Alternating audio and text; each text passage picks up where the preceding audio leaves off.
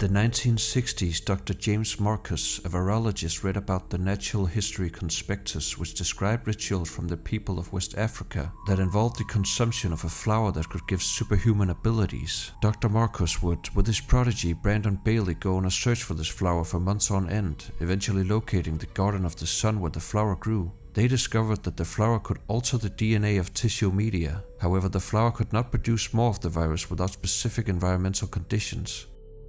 In 1967, Dr. Marcus would accept an offer from the Spencer estate to carry out further research. They would learn that cells could revive, mutate, and reproduce when exposed to the progenitor. Spencer would persuade Dr. Marcus to go to the Umbrella Executive Training School to continue working on research and training new personnel. Dr. Marcus would not show much interest in this facility as he wanted to focus completely on his progenitor virus. However, he ended up accepting as this new place was far away, a place where no one would get in his way. Located a few miles north of Raccoon City in the Arklay Mountains, the Umbrella Corporation would use this as a boarding school for young talents, studying mainly biology and chemistry. However, Dr. Marcus did not have much interest for educating new students. Only 2 students got his attention, Dr. Albert Wesker and Dr. William Birkin. Their ruthless dedication to their research was a quality that impressed Dr. Marcus. In 1977, Dr. Marcus made a significant breakthrough in the T-virus project, splicing annelid DNA into its own genome. However, he had also reached a wall in his research as experimenting on rodents could not allow for the progress that he wanted. Only humans can be a proper mammalian subject for the experiments. It just so happened that he had plenty of subjects lined up with the children that was brought to him. Dr. Marcus would infect these children during the year of 1977 and see the results, not in theory, not on rodents, but with his own 2 eyes on a human. Dr. Marcus would use the lower levels to restrain students with chains, and he would test the strength of the virus with gas chambers, Iron Maidens, and other methods of abuse. Dr. Marcus would keep much of this a secret as he didn't want Umbrella to interfere with his work, and he would continue to act in a more deranged manner each year. Umbrella would order the facility to close for good as Spencer had lost faith in Dr. Marcus' ability to work as a team and be trusted under the Umbrella Corporation, and so the company removed themselves from the site. However, Dr. Marcus would refuse to leave and continue work for the next 10 years isolated in the facility.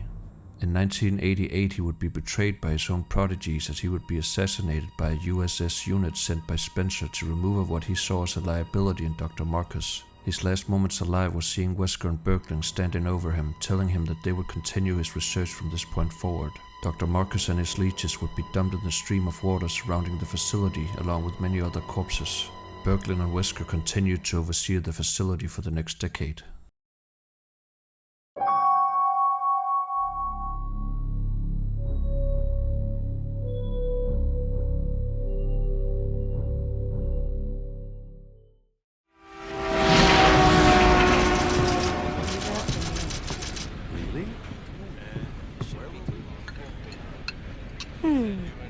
Do you think so too? Yeah. Do about it. Should hold off for a while. But I wonder how those hiring people react to this.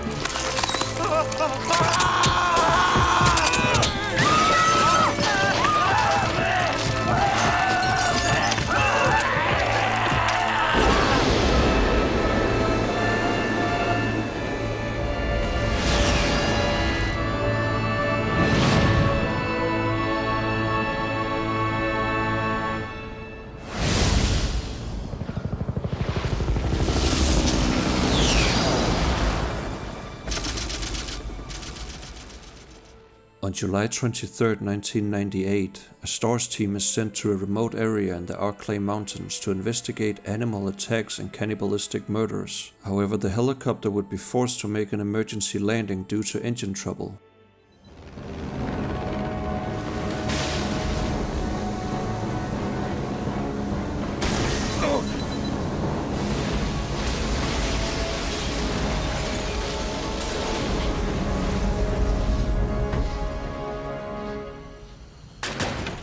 The team quickly comes across an abandoned military vehicle that was transporting Marine Second Lieutenant Billy Cohen, who happened to be the only one not found dead at the crashed vehicle. Billy was on his way to the Regason base in the mountains to await his execution due to his involvement in the murders of civilians in a military operation in Africa. This makes the STARS team quickly assume that Billy was the one responsible for this crash and the murders. They were good men just doing their jobs, and that scum murdered them and escaped. All right, everyone, let's separate and survey the area. Our friend is brutal and ruthless. Keep your guard up. The Bravo team consists of 6 members: Enrico Marini, who is the team leader and vice captain under Albert Wesker, Richard Eichen in charge of communications, Forrest Spire in charge of maintenance, Kenneth Sullivan, the team chemist and in charge of reconnaissance, Edward Dewey, the team pilot, and Rebecca Chambers, who was the team medic. The team spread out to search for Billy, and Rebecca investigates a nearby seemingly abandoned train.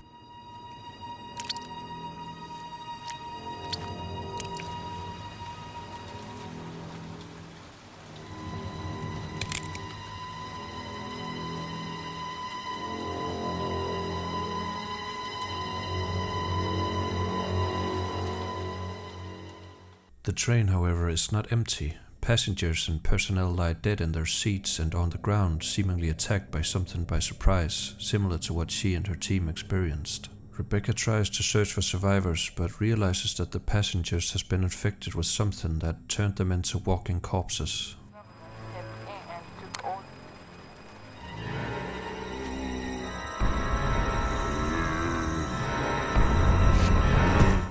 Rebecca manages to survive and retreats further into the train. Here she comes across Billy Cohen. Even though Rebecca knows of his crimes, she understands that there are seemingly bigger threats at large and that they will need to work together to survive what has infected the train. It's gonna be dangerous from here on in. Why don't we cooperate? Cooperate with you? Listen, little girl, if you haven't noticed, there's some pretty freaked out things on this train. And I, for one, want to get out of here. I don't think we stand a chance doing it alone. You expect me to trust you, a wanted felon? I don't need your help. I can handle this on my own. And don't call me little girl. All right, Miss Do-It-Yourself. What should I call you? The name is Rebecca Chambers, but that's Officer Chambers to you. Well then, Rebecca, why don't you go and try while I wait here? Meanwhile, Albert Wesker, the captain of the STARS team, is watching the train from a remote area with Dr. William Birkin. Wesker orders the train to be destroyed in an attempt to stop the leak of the virus from spreading further than it already has. That's irrelevant. We must make sure no knowledge of this gets out. Destroy the train. Completely. The train continues to head towards an unknown destination with speed continuously picking up. Rebecca and Billy work together to find a way to turn off the brakes, but are too late as they crash into a building and are pulled off the tracks.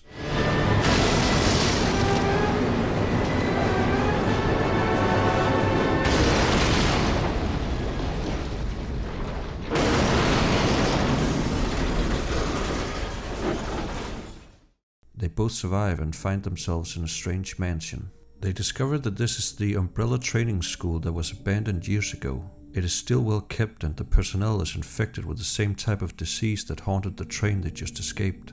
Meanwhile, William Birkin and Albert Wesker are watching them from a live camera feed, but are interrupted by a strange young man who claims to be responsible for the outbreak as revenge for the murder of Dr. Marcus, the original director of the school. Who are you? It was I who scattered the T-virus in the mansion.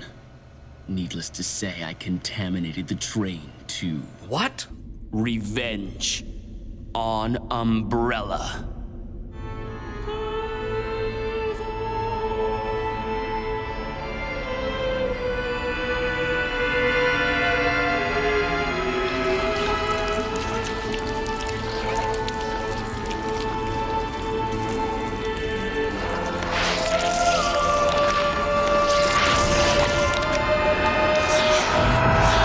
Dr. Marcus? 10 years ago, Dr. Marcus was murdered by Umbrella. You helped them, didn't you?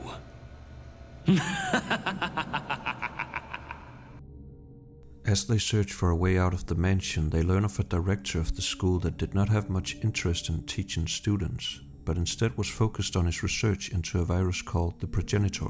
The director wrote about how he had discovered a way to mix this progenitor with Leech DNA to create a new type of virus called the T-virus. However, he would need human subjects to test the true potential of the virus. Under the facade of a real school, Rebecca and Billy find a secret passageway into the underground of the facility, where dark concrete corridors lead to torture chambers and cages. Lists described names of dozens of people that had been transported to research facilities or Arklay laboratory. The young-looking man still watching them from a camera feed lets out animal test subjects to dispose of Billy and Rebecca.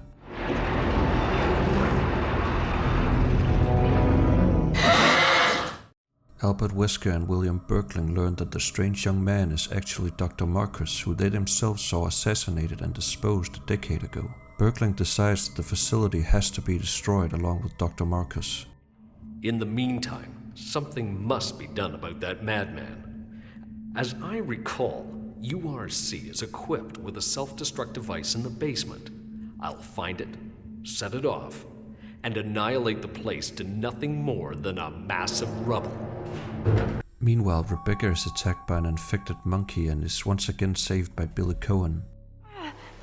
Rebecca! Hang on. I'll pull you up.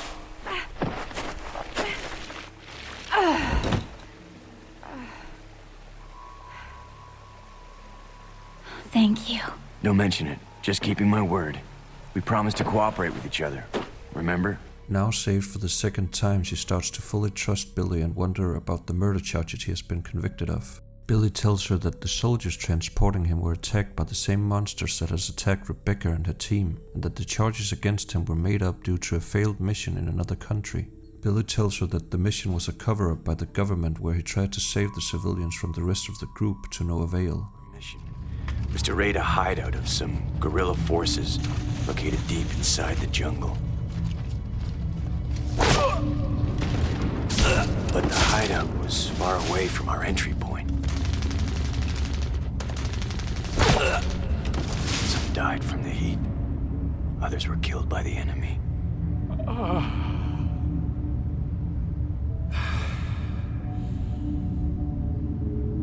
In the end, only 4 of us survived.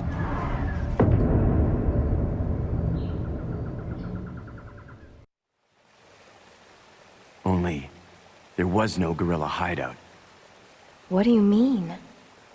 The idiots in charge had us operating based on wrong information. But we couldn't just go back home empty-handed, oh no. Our leader ordered us to attack an innocent village.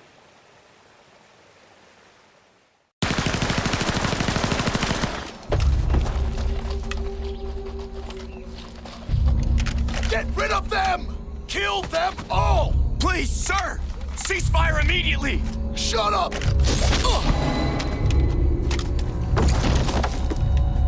Do it!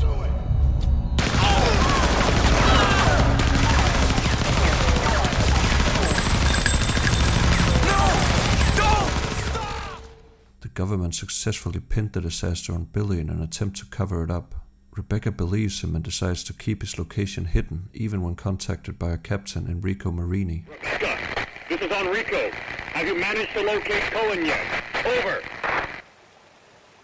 Rebecca, answer me. No, sir. I have not found him yet. I'll continue to search for him. Over. The two continue their way through the mansion where they come across another train that can lead them away from the mansion. As they restore power to the train, Billy is attacked and falls off a railing, leaving Rebecca to go ahead alone.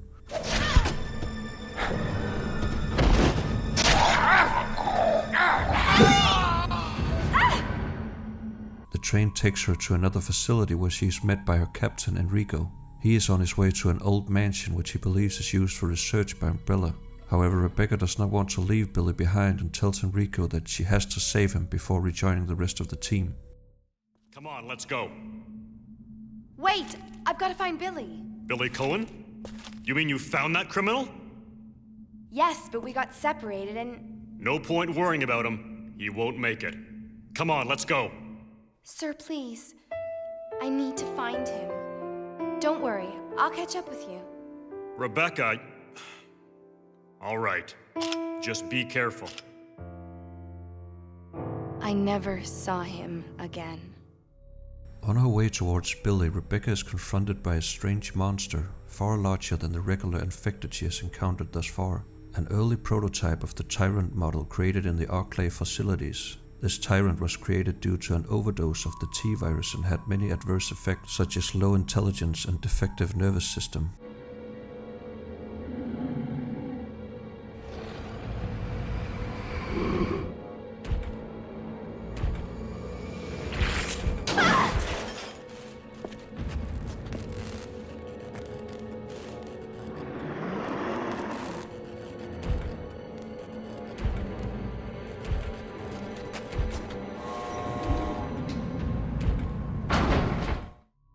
Rebecca is seemingly able to neutralize it and can carry on with her search for Billy.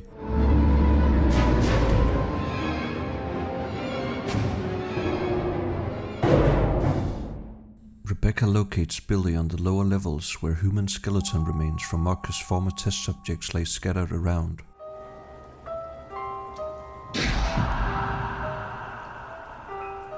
What could have done this? They must have been used as test subjects in Marcus's research. He must have kept messing around with the mother virus.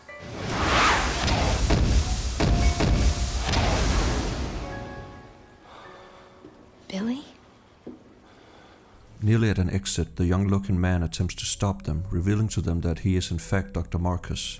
He tells them of the betrayal of Oswald Spencer and his prodigies, Dr. Albert Wesker and Dr. William Birkeland, that had him murdered 10 years ago and stole his research. However, he was infected by his own T-virus that took years to rebuild him. Spencer had me assassinated.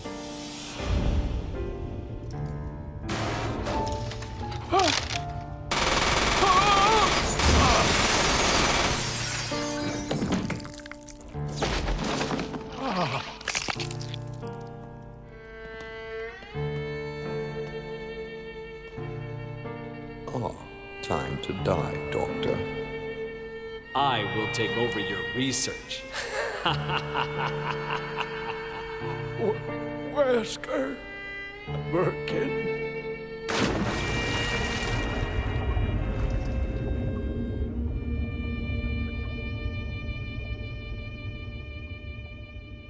However, something wondrous happened.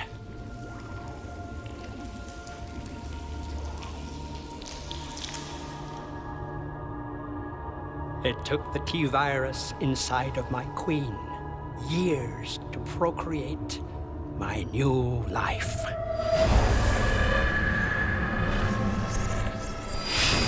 I live. Now I will have my revenge on Umbrella, and the world will burn in an inferno of hate. You'll pay for what you've done. We'll see which one of us is gonna die.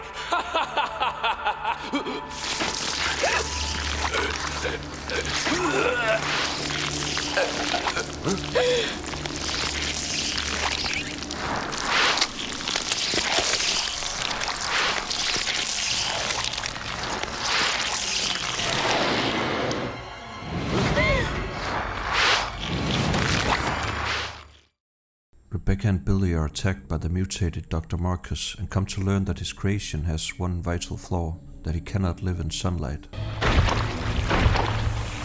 You work on the windows. Got it. I'll use my charm to distract Her Majesty. All personnel evacuate immediately. Repeat.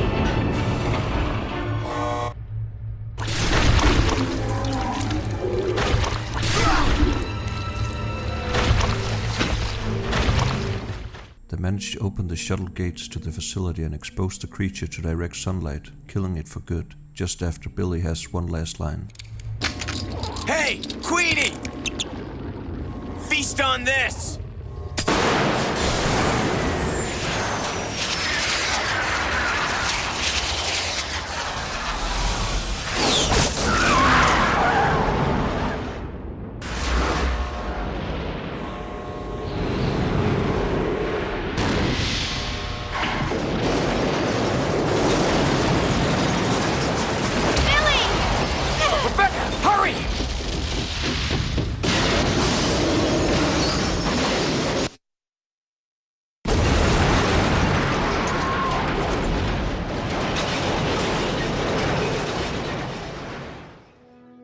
The two escape the facility seconds before Dr. Berglund has it destroyed. They decide to split up, Billy heading into the sunset and Rebecca going to the old mansion that her caption mentioned to look for the rest of her team.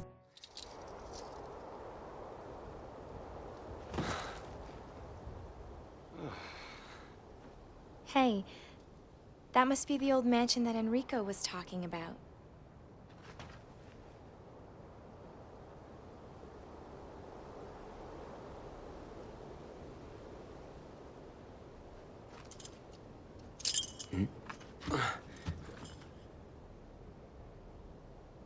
I guess it's time to say goodbye.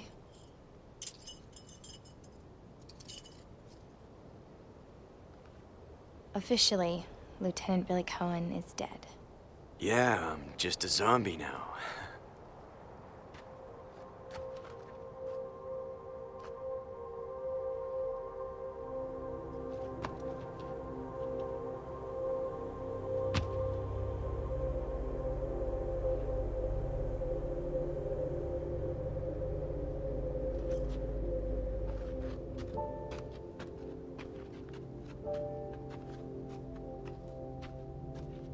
Thank you, Rebecca.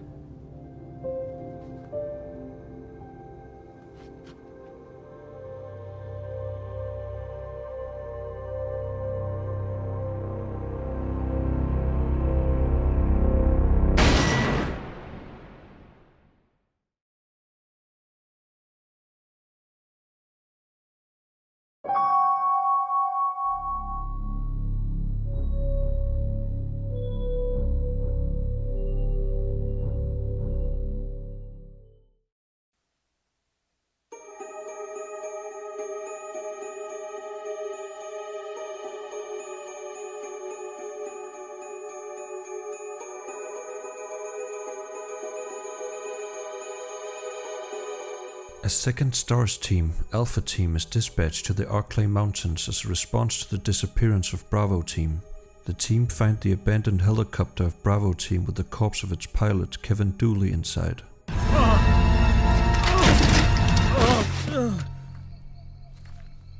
The team decide to look for the remaining team in the nearby area.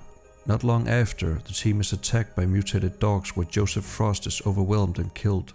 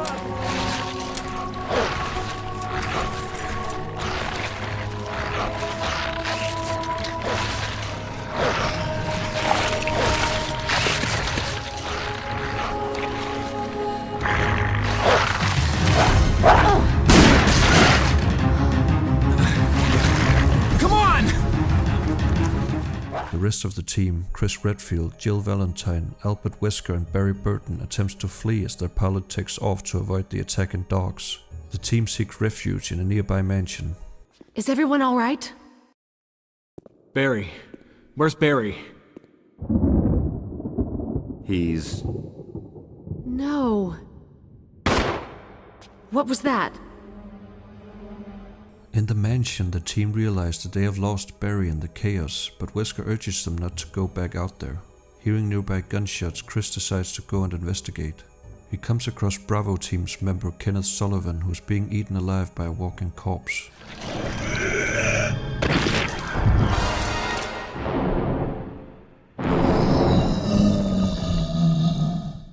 Chris decides to return to Wesker and Jill to report it, however they are nowhere to be found. Wesker? Jill?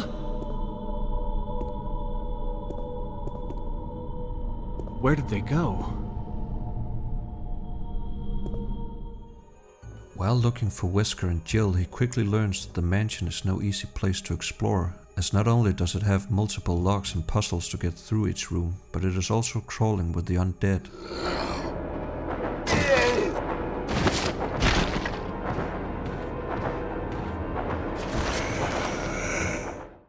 He also finds a journal from a guard that suggests that they were instructed to feed one of these monsters with live animals and that it seemed to play with it, tearing off the pig's legs and pulling out its guts before it actually started eating.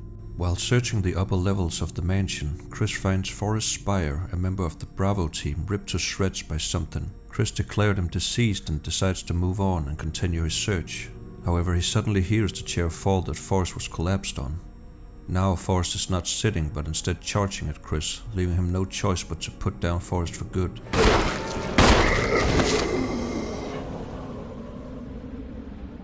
This also confirms to Chris that these monsters were not created here, but that it is some sort of disease that can spread to anyone. He soon comes across more members of the Bravo team, Richard Aiken and Rebecca Chambers. Richard is badly injured, with Rebecca attempting to keep him alive. Rebecca is able to stabilize him with a serum, and Richard tells him that some sort of giant snake attacked him. Place. Get your team out of here. Demons. Everywhere. Don't talk. He seems to have been bitten by a poisonous snake, but the size of the bite mark is huge. It's not just any ordinary snake. Take my word for it. He needs serum. I left it in another room. Richard's doing well, Chris. He should recover soon. Good. Richard needs you now. As soon as Richard gets better, we'll come after you. Rebecca, you okay with a gun? Yes. All right. I'm going to continue my investigation. Exploring further, Chris comes across 4 masks that allows for him to open a casket in the graveyard of the mansion. In it lies a crimson head, a type of zombie that has been exposed to the virus for longer.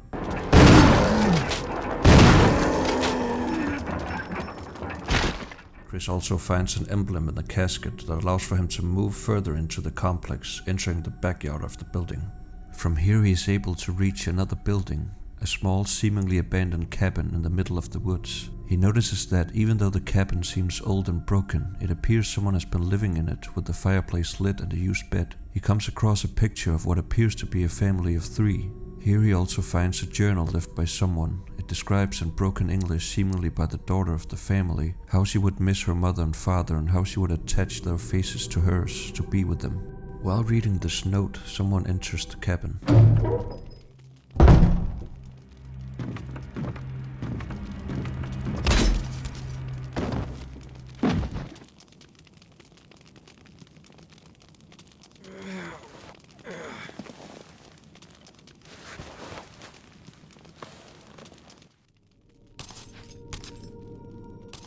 As he wakes up, this monster approaches him slowly and he notices the cut-off faces stitched on the face of whoever this person once was. The monster does not react to gunshots like anything Chris has faced so far in the mansion, but instead keeps regenerating and keeps getting back up. Chris decides to retreat back into the woods.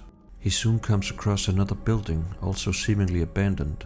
Notes in the house describe a Plant 42 that has rooted itself in the basement of the building and killed several researchers and spread throughout the house due to its massive size. Chris manages to reach the lower levels of the building, discovering that it's not only plants that have mutated in the house, but massive sharks too. Emergency. Unknown source of pressure detected. Locking all doors to achieve maximum safety.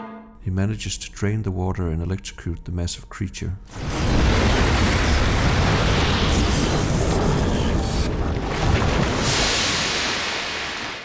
As he reaches further into the building, he comes across Plant 42 that immediately grabs him. Rebecca Chambers, who has also reached the house, hears this and runs to his rescue. Bullets seemingly not hurting the creature, Chris yells to her to look for the antidote that was described on a note in the labs. Rebecca manages to recreate this and pours it directly into the creature's roots. This allows for Chris to break loose and finish off the monster.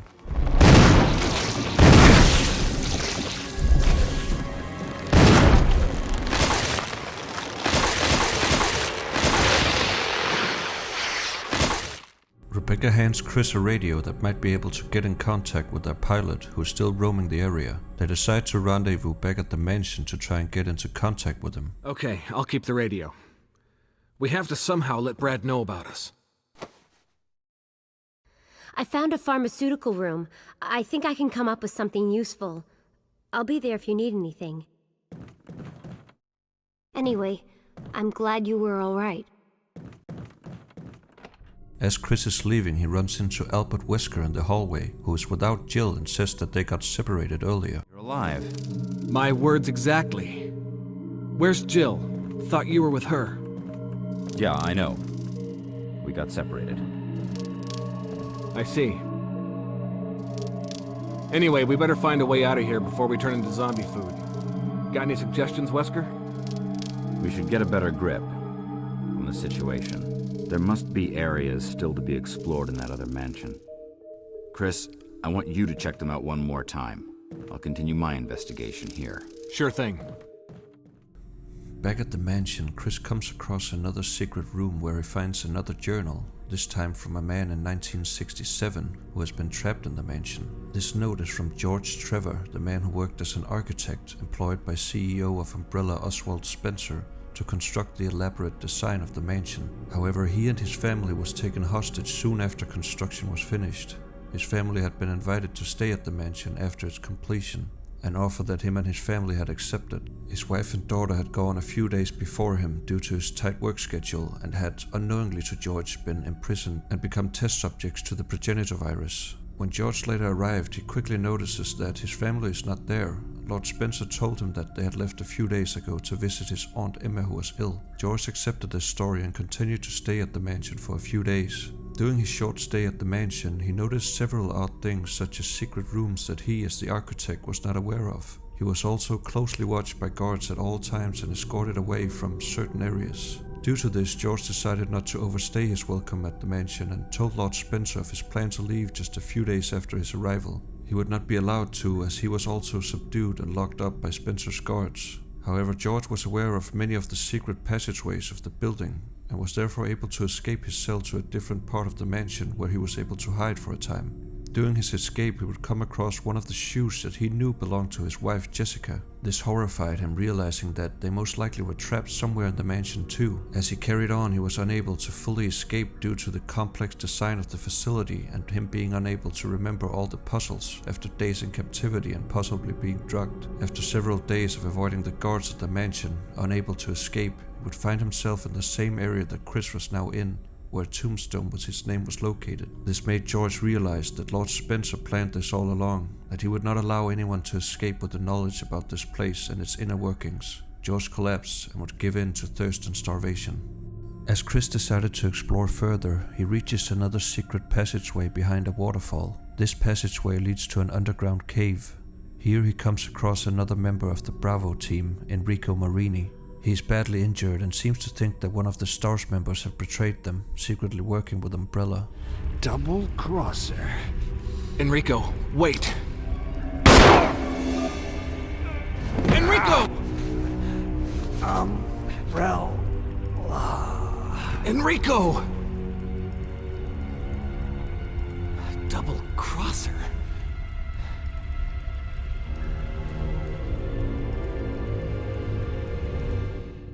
Chris attempts to catch up with the assassin but is unable to. He manages instead to reactivate an elevator in the caves that takes him deeper underground. Here he is once again confronted by the strange creature with attached faces. He manages to once again escape into a room with hundreds of strange dolls lined up. In here he once again comes across the family picture of a girl and her parents. The notes here describe how the progenitor virus was administered to Jessica and Lisa and how it was rendered useless on Jessica, but highly effective on her daughter Lisa. The diary from Lisa describes how she missed her mother and attempted to get her face back. She describes how a fake was pretending to be her mother to keep her happy. Lisa would go on violent outbursts in an attempt to find her real mother, not knowing that Jessica was executed just days after being exposed to the progenitor virus, as she was considered a failed experiment. For decades, Lisa was experimented on, but due to her violent and obsessive need to collect faces, it was decided in 1995 that she was to be executed and disposed. However, due to her regenerative abilities, she did not die and was therefore still out there, roaming, looking for her parents. Chris manages to escape the caves and find the last remaining key to access the center of the mansion. Here he once again comes across Albert Wesker, who is in the middle of a fight with Lisa. Unable to kill her, Chris attempts to open the coffin to her mother, and in doing so, Lisa picks up her mother's skull and jumps into the darkness below them.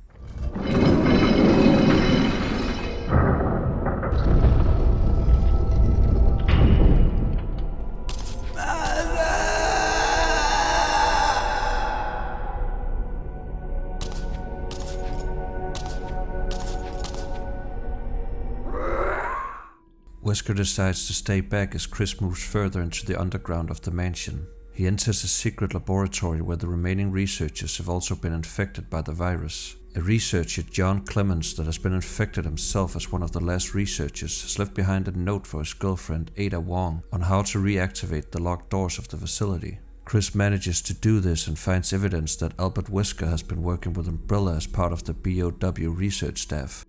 He manages to unlock a holding cell where he finally finds Jill that has been imprisoned by Wesker. Unable to open the door, he decides to go deeper in the facility to find a way to override the security doors. Deep in the facility, he's reunited with Rebecca, and together they decide to confront Wesker. So you've come. Chris, you make me proud. But of course you are one of my men. Thanks. Since when, Wesker? I'm afraid I don't know what you're talking about. Since when have they been slipping you a paycheck? I think you're a bit confused. I've always been with Umbrella. And stars were Umbrella's. No, rather, my little piggies. The Tyrant virus leaked, polluting this whole place, and unfortunately, I had to give up my lovely members of Stars. You killed them with your own dirty hands! You son of a bitch! No. Oh yes, dear. Just like this. Becca! Don't move! You... I don't think you want to die just yet. I have something that's of some interest to you.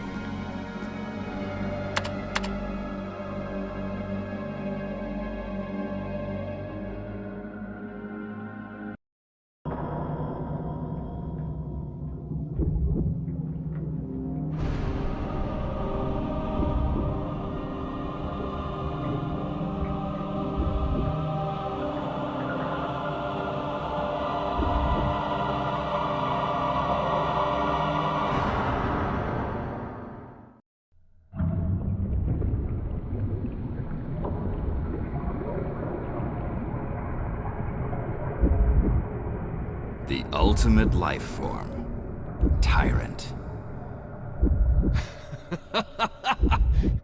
Wesker, you've become senile. Chris, you'll never understand. It's magnificent.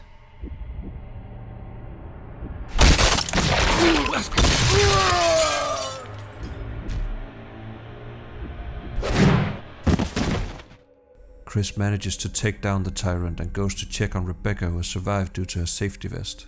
As Chris goes to rescue Jill, Rebecca goes to activate the self-destruct sequence on the facility. The team manages to escape the facility, where they send out flares to signal their pilot for help. Before he can arrive, however, the Tyrant once again attacks, and together they take him down for good.